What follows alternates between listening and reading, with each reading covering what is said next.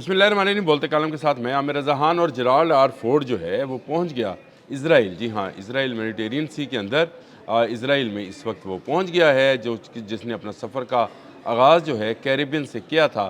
और चलते चलते अब ये जो है बहरी बेड़ा, जिसको दुनिया का सबसे बड़ा बहरी बेड़ा कहा जाता है, ईरान पर हमलावर होने से पहले इसराइल की हिफा बंदरगाह पे पहुंचा है, जहां पर इसकी जो है सफाई की जाएगी। और उसके बाद इसमें जो है फ्रेश फ़ौजी जो है मरीज़ जो हैं उनको दाखिल किया जाएगा। और तमाम जांच पड़ताल के बाद इसको इब्राहिम लिंकन की मदद के लिए भिजवा दिया जाएगा। ये तो एक तरफ रहा, लेकिन दूसरी तरफ अमरीकी सदर डोनाल्ड ट्रंप ने साफ और वाज़ेह अल्फाज में ये बात कह दी कि वो ईरान के साथ होने वाले न्यूक्लियर प्रोग्राम मुज़ाकरात से खुश नहीं हैं। और वो अभी तक ये फ़ैसला नहीं कर पाए हैं कि जंग करें या मुज़ाकरात के दौर को आगे चलाएं। यानी वो एक एम्बिग्युइटी या एक ख़दशा जो है उसका इज़हार कर रहे हैं कि ये मुज़ाकरात से इसलिए खुश नहीं हैं कि उनकी कही हुई बातें, ये उन्होंने कहा भी है कि जिन शराइत पर हम चाह रहे हैं कि ईरान हमसे मुज़ाकरात करे, उन शराइत पर ईरान आ नहीं रहा है। इसलिए जो है हमें मजबूरन वो कदम भी उठाना पड़ सकता है जो कि ईरान की तबाही के बायस बने। एक तरफ ये स्टोरी चला रहे थे, दूसरी तरफ अगर हम तेहरान की बात करें या ईरान की बात करें तो ईरान में कल रात जो गुजर के गई है, उस रात को जंग की अफवाह थी कि अमेरिका जो है उसकी वो स्ट्राइक जो है वो शुरू हो जाएगी और ईरान पर हमला किया जाएगा।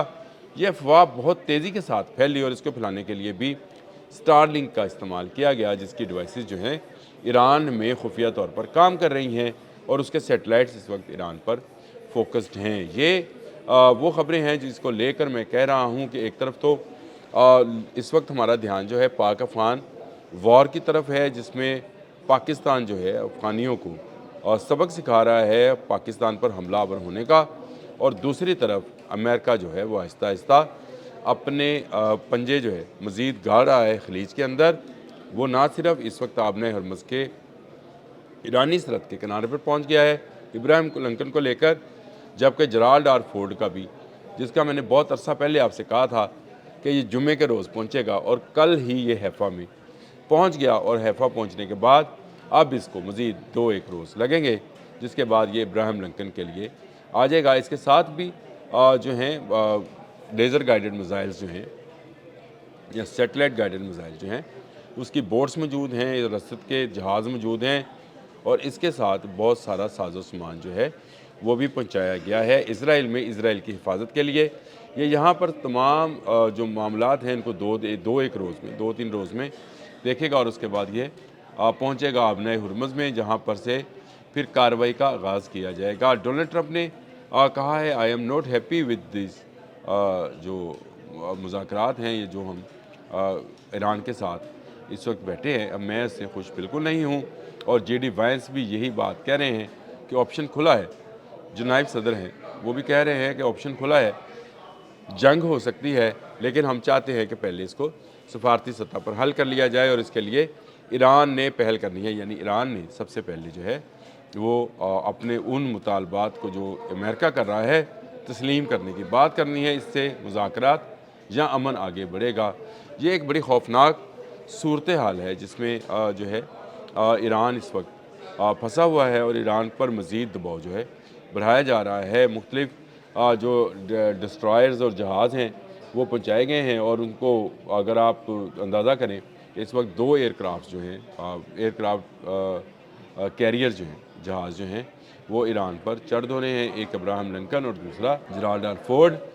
इस वक्त जो जेराल्ड आर फोर्ड है, मैंने आपको बताया हैफ़ा की बंदरगाह पे इसराइल में है, और वहाँ पर उसकी ओवरऑलिंग की जा रही है। और उसके साथ 6 डिस्ट्रॉयर्स हैं, ये हैं जी fast warship heavily armed with long range guided missiles. Long range guided missiles के साथ ये 6 जहाज़ भी यहाँ पर मौजूद हैं।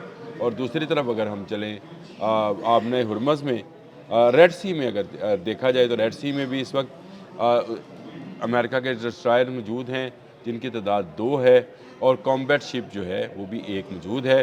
इसको रेड सी में ईरान की तरफ रखा गया है।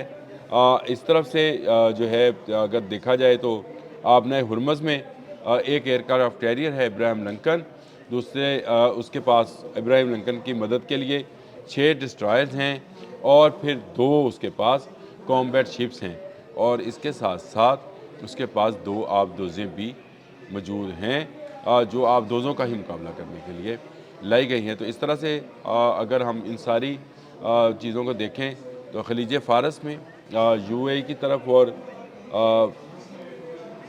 یو اے کی طرف بھی امریکن جہاز موجود ہیں۔ 3 اطراف سے ایران کو گھیر لیا گیا ہے۔